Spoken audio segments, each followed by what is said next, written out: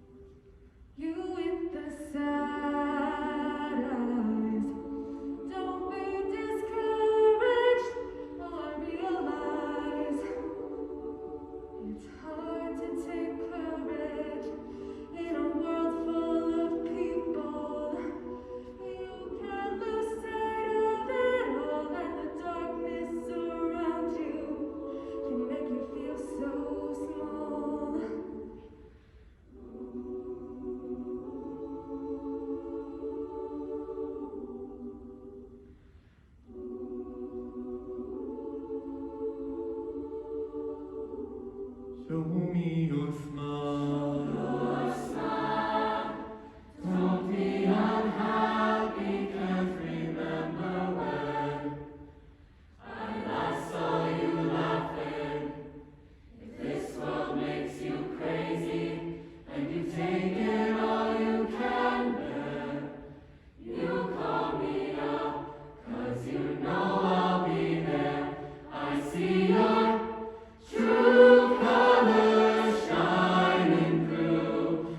I see your true colors, and that's why I love you. So don't be afraid to let them show your true colors. True colors are beautiful. Like a rainbow.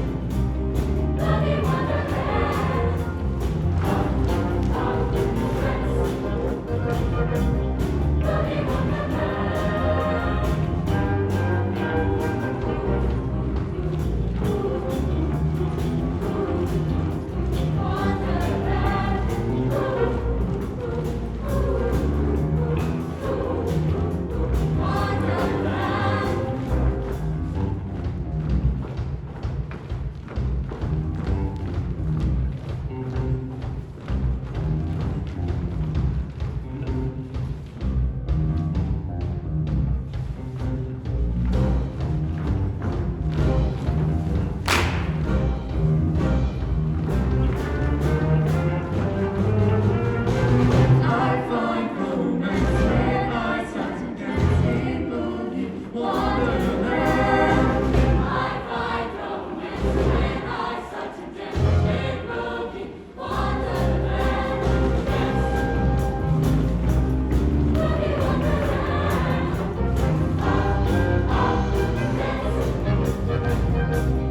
Boogie wonderland.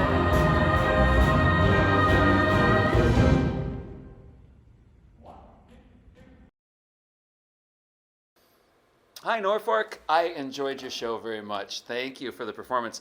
I know Dan worked with you before, so we elected to just I'll give you the critique from what I thought and what I saw. So the first thing I do is at the end of a show, I kind of when the video went off or when a group leaves the stage, I just think off the top of my head, what did they bring? What do I remember? And there's a lot of good things here. First of all, you do sing really well, and obviously you are a show choir, so that part of it has to be important. And there's a mature sound, there's good blend and balance between the parts. There's a lot of good things happening and a lot of good vocal teaching going on there.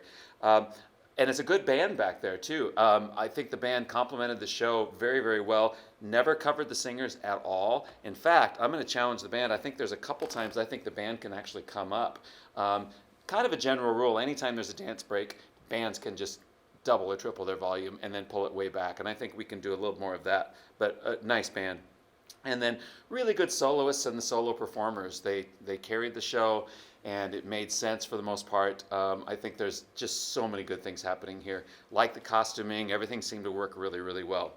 The show design is good too, and I've got some ideas about that, and actually some questions for you too as an audience member. When we judge or watch a story show, there's a couple different things going on. We treat you like a show choir, so we're thinking about all those show choir-y things and cleaning choreography and all that, but then we have a storyline that we have to think about too. And it's tricky with show choirs because you're not actually doing the story in terms of having a lot of props and people on and off stage. You're all on stage. And so I'm hoping I can give you some ideas about how we can motivate what's happening with the characters and make that even clearer to the audience. So, true confessions. Actually, I have a little backup story here. I have a really great friend of mine who is a great choreographer and a great judge. He judges nationally all the time. But he's about my age. He's never had kids. And he'd never seen The Little Mermaid. So we watched a high school do a great show choir production of Little Mermaid. And they even did something clever where they did a gender switch where the character of Ariel was played by a guy and the character of Prince, whatever is Eric, was played by the girl. And they had a voice box here that lit up, and all, it was very, very clever. And they did the show, and then he was walking to critique, and I said, "What'd you think?" He said, "I have no idea what that was." He'd never seen Little Mermaid. And it seems strange, but you have to be careful about that. So my true confession is I've never watched all of Alice in Wonderland. So I'm guessing on some of the things that happened here. And it might be a good thing for you to just think about if there's something that I'm not getting, either I'm just really dumb, or it's something that you can assume that other audience members may have to go through the same situation. So I'll bring some of those things up. From the very beginning, when you take the stage, got to make sure everybody's feet are together. I think there's some who thought they were, but they weren't quite there, so you just got to get those feet together because it's such a visual. You're standing still for a while before that entrance happens, and it's just really important that that happens.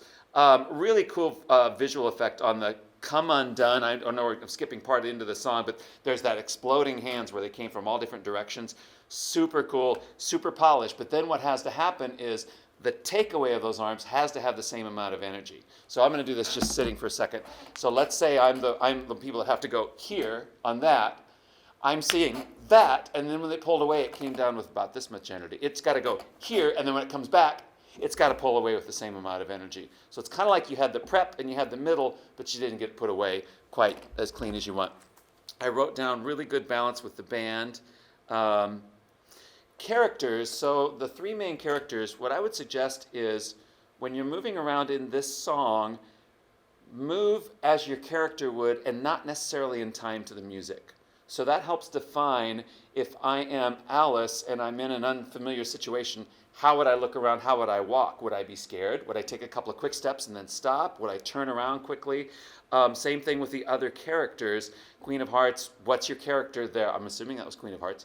What's your character there? We need to know about your character even before you sing a note and before you start telling your own story or have your own song. So I would say as you move around, don't walk in time to the music.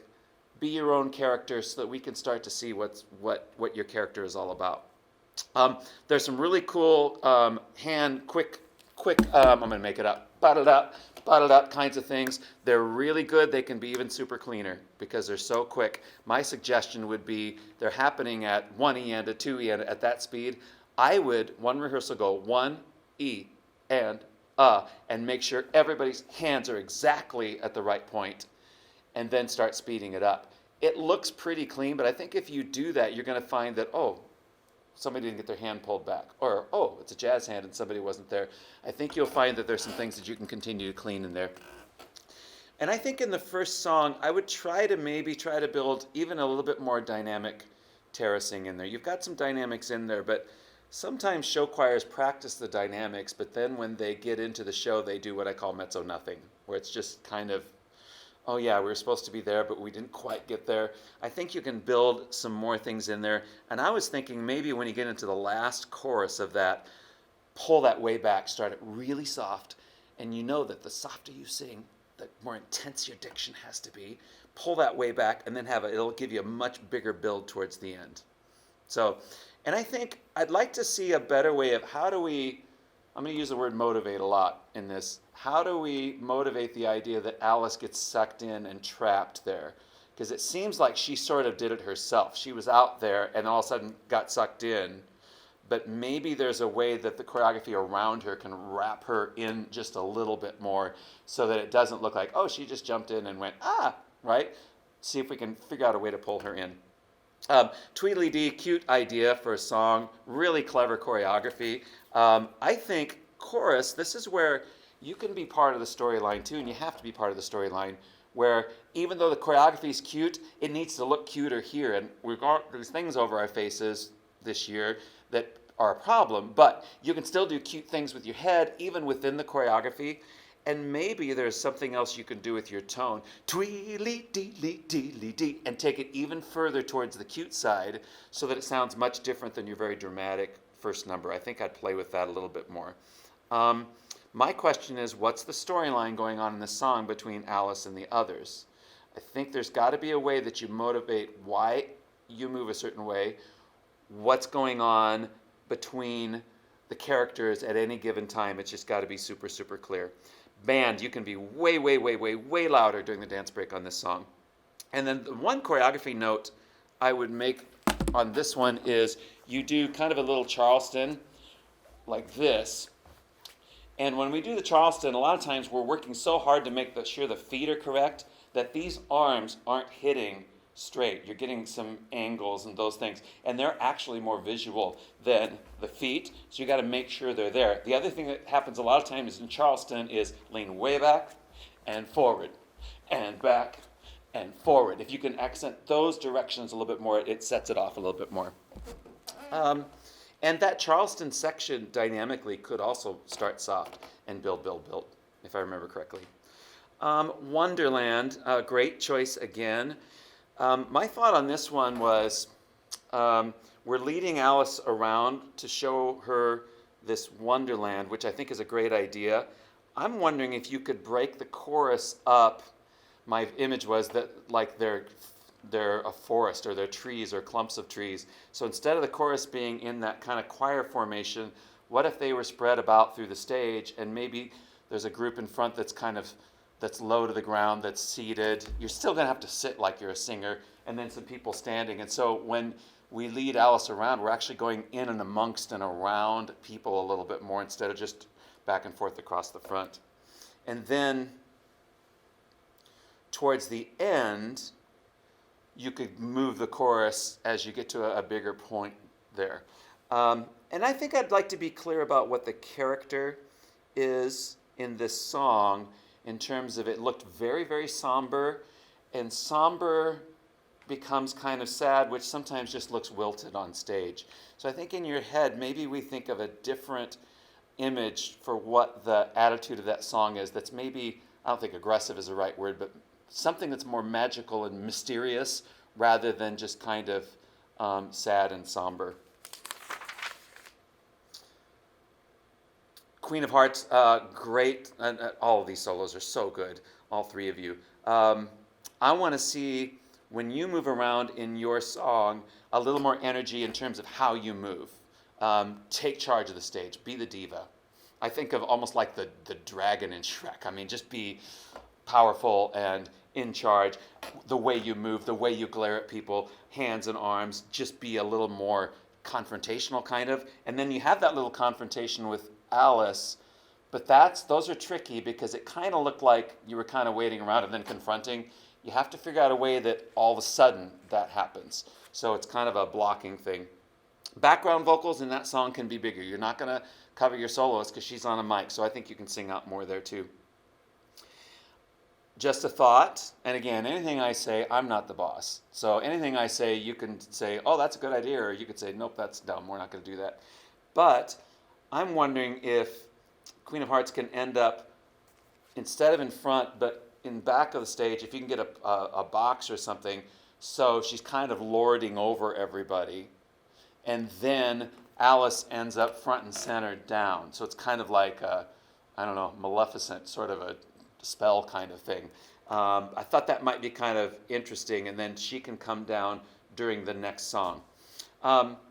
Songs 3, 4, and 5 all start slow, and 2 of them stay slow.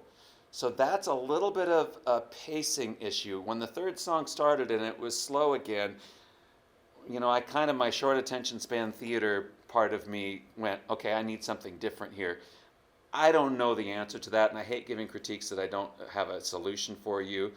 But maybe we figure out a way that song 4, I don't know if we cut slow stuff at the beginning or we start it faster. I just felt like that was 3 songs in a row that started slow, and we needed to kind of get that figured out. For True Colors, I would sing beautiful and not beautiful. I'd take that T out as if you're just, nobody says you're beautiful. We say you're beautiful. And I would sing it that way too, and not beautiful. And it'll take a while because somebody will always do it. And then Boogie Wonderland, super fun, super fun. That's got to just feel like everything is good and there's resolution and we're partying. And the choreography is cool. I think Dan did that. Choreography is super cool. It's very stylistic. Within that, just need to see you partying more. Okay, you had all these angst and all this difficult stuff happens, and then it all turned out fine, and now it's a party, and it's just got to look a little crazier. So, and that doesn't mean change the choreography. That just means within you making it more joyful. But I hope that helps. Again, I'm dumb. Audiences are dumb. We don't know what you're doing. And so you have to make it super clear to us exactly what's happening and why, especially in these story kinds of shows. At the same time, you are a show choir, so look for those dynamic contrasts. Remember to sing big. Band, make sure that you're helping by supporting and making things big behind at the appropriate moments. But otherwise, great show. And congrats to you for doing a show during a year that is weird. You know, we're not getting as many live performances or contests, but you still learn a lot, and you're still making memories by doing this really cool show. So I'm proud of you for doing that, and I just hope you enjoy it, and hopefully this has been helpful to you. Thanks. All right. Hello, Norfolk. Wow. Great to see you. It was so much fun to get to see something that I haven't seen now for months and how far you guys have come with it. I know Joel has already given his critique. We do most of ours together, but because of scheduling, we couldn't do all of them together. So I have no idea what he has said. I hope that that mine complements what he said. I'm just going to start at the top and talk through it. So the very beginning, I wrote band out of tune. We need to make sure that the band is better tuned. And that showed up in the first number and in the last number especially. So really work on getting the tuning. I know Joel talked about this because we met for just a minute, but it's really important that the Queen and the Mad Hatter really make your feelings clear about Alice. And I'm not sure we got that. And so you're going to have to find a way to really show how are you feeling in each song about Alice. And that's the number one thing I want you guys to work on. The first number was great. I loved what it looks like. It's going to be great. In the second song, the step, you guys do a little move that step, click, and I wrote, wow, that was incredibly clean throughout the entire group. So that was awesome. I have a suggestion for you. In the second song, I think Alice and the Mad Hatter are down front with maybe a group. And then there's a whole bunch of people that are on their knees in the back, including the Queen of Hearts. I would take the Queen of Hearts out of that, have her stand up with her arms crossed and being very judgmental. Take her completely out of the group, but put her standing center looking over her so we can see that she is part of this story. In the third song, Mad Hatter Ian, Don't Sway, really park and bark. Your solo is great. I wrote great sound, but watch the video and you'll see what I mean. It's just a little bit of a back and forth unconscious sway, and you need to be powerful, and so stand still. For the group, I wrote great choral sound and blend. I think there's only 8 guys, but man, you hold your own with your parts.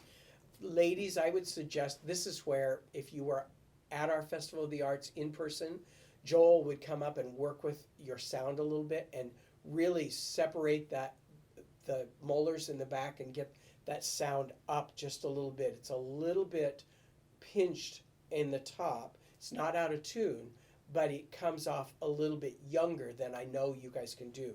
So raise the back of the mouth and mature that sound a little bit. When you change places, I wrote walking in rhythm, especially when you have to take big steps like the Mad Hatter does. Watch the video, you'll see what I mean. It looks awkward and unnatural. I'd rather you don't walk in rhythm, but you walk naturally. You have to walk with the style of the piece, but not necessarily in rhythm, because that just looked a little bit unnatural. Walk with intention, but more natural. Number 4, the Queen's number, I Will Prevail, was great. Nice job, Queen of Hearts. In number 5, the True Colors. One of the things, again, I think Joel probably covered this, but there's a huge change in the story, which is great. It makes it very theatrical, but we don't see why. And so we have to see that. We have to see at the end of I Will Prevail that we reach out and we touch the Queen to say, come with us. And then Alice talks to her and almost convinces her, but there's a section between Alice's solo and the Mad Hatter's solo that I would say Queen needs to be unsure and starts to walk away, and maybe some of the chorus stops her. She walks to the other side and the chorus stops her on this side, which means that her power is going away. She can't control the masses anymore. And then have Alice reach out and grab her and walk her to the Mad Hatter, who's going to then finish the transformation by saying, hey, it's okay, right?